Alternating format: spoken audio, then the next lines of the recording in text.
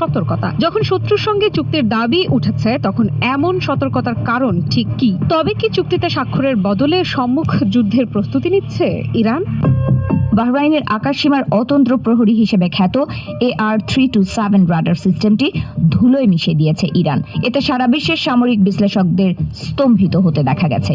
বছরের পর বছর ধরে যে বিশাল ডিজিটাল নেটওয়ার্ক বা ইউনিফাইড ব্যাটল স্পেস সচেতনতার উপর ভরসা করে পশ্চিমারা তাদের আধিপত্য বজায় রেখেছিল, সেই নেটওয়ার্কের চোখগুলোই এখন সবচেয়ে বড় দুর্বলতায় পরিণত হয়েছে।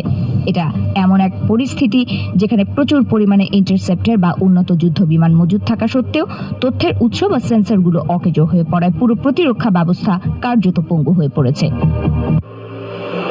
যুক্তরাষ্ট্র ইসরায়েলকে পরাজিত করে কি মধ্যপ্রাচ্যের অভিভাবকে পরিণত হয়েছে ইরান? তাহলে কি ইহুদিবাদীদের আধিপত্যকে গুড়িয়ে দিতে সফল হয়েছে তেহরান? একটি নয়, দুটি নয়, মধ্যপ্রাচ্যে থাকা যুক্তরাষ্ট্রের কমপক্ষে 21টি সামরিক ঘাঁটিকে দুমড়ে মুচড়ে ফেলেছে ইরানের চৌকস সামরিক বাহিনী। তেহরানের এমন দাপটে রীতিমতো কাবু হয়েছে ইহুদিবাদীরাও। তবে কি আরেক পরাশক্তি হিসেবে বিশ্বের বুকে মাথা উঁচু করে দাঁড়াতে চলেছে ইরান? এরই মাঝে জানা গেছে ইরানের সকল দাবি দাওয়া মেনে নিয়ে দেশটির সাথে যুদ্ধ বন্ধের ইস্যুতে সমঝোতা করতে চলেছে মার্কিন প্রশাসন। দীর্ঘদিনের বৈরিতা ভুলে ঐতিহাসিক শান্তি চুক্তিতে সম্মত হয়েছে যুক্তরাষ্ট্র ও ইরান।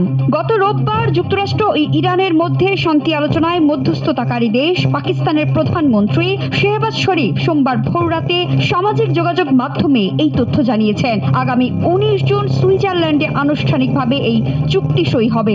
রয়টার্স সহ সব আন্তর্জাতিক গণমাধ্যমে এখন বড় খবর এটাই। ইরানের সাথে চুক্তি করার মাধ্যমে যুক্তরাষ্ট্র কি আত্মসমর্পণ করতে যাচ্ছে?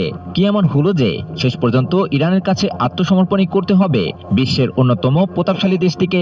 প্রশ্ন হলো, ইরান এই অসাধ্য সাধন কিভাবে করলো?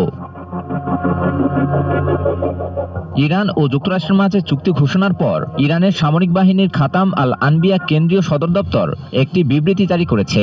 বিবৃতিতে ইরানের সহনশীল ও গর্বিত জনগণ এবং দেশের শক্তিশালী সশস্ত্র বাহিনীতে থাকা তাদের সাহসী ও নির্ভীক যোদ্ধাদের প্রশংসা করা হয়েছে। ইরানের সেনাবাহিনী বলছে, তারা শক্তি দিয়েই প্রমাণ করেছে যে যুক্তরাষ্ট্র আর জায়নবাদী রাষ্ট্রের পরাজয় স্বীকার করে আত্মসমর্পণ করা ছাড়া আর কোনো উপায়ই ছিল না। দীর্ঘদিন দর কষাকষির পর অবশেষে আগামী 19 জুন সমঝোতা চুক্তিতে আনুষ্ঠানিকভাবে সই করবে তেহরান ও ওয়াশিংটন। তবে ইরানের জাতীয় নিরাপত্তা পরিষদ সাফ জানিয়ে দিয়েছে, ক্ষেপণাস্ত্র শক্তি ও সমৃদ্ধ ইউরেনিয়াম নিয়ে কোনো রকম ছাড় দেওয়া হবে না।